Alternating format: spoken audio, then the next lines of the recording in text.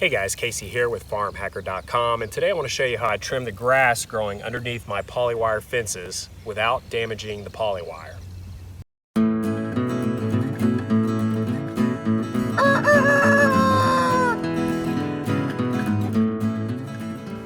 So on our farm, we use this polywire electric fence system with step-in posts to keep our animals in. And one of the great things about this type of fence system is it's easy to put up, it's fairly easy to take down, and it's fairly easy to move if you need to. But one of the problems that we have, along with any type of fence, is grass growing up into the fence. And so I needed a way to cut that grass, and there are a few options. One is you could move all the step-in posts in and then drive a mower. But I found in the middle of the summer especially that that's even harder, because as the ground dries out, the posts are really stuck in the ground. They're hard to pull out, and then they're even harder to get into the ground. So another option is, what some people choose to do, is they spray. But I don't want to do that because we don't use synthetic pesticides on our farm, especially with animals grazing right up to the fence.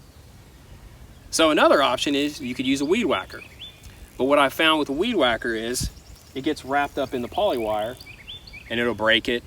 Or if you accidentally hit one of the posts, these plastic posts will break as well. So I did some research and I found this thing.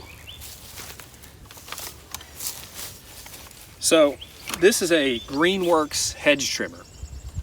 And normally this thing is like this.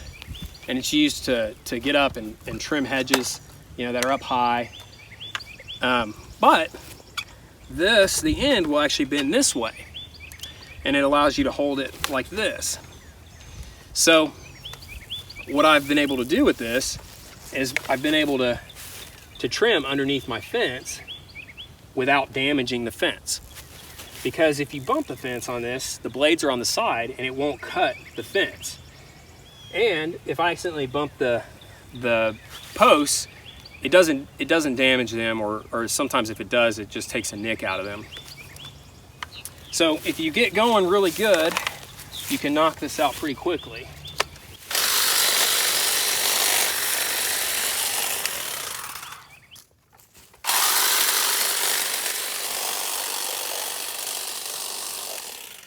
Now the downside to this is I wish this bent had a little bit more of an L there, so I didn't have to bend down while I trim.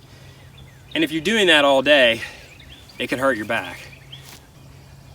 But what it's great for is doing, knocking out a few areas here and there, or you can spend an hour or two trimming fences.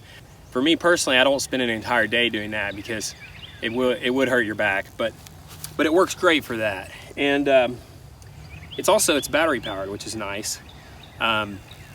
And I don't have to listen to a gas engine running all day.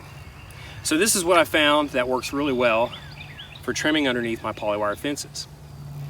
And if you have any questions, let me know in the comments, and I'll do my best to help you out. Thanks for watching.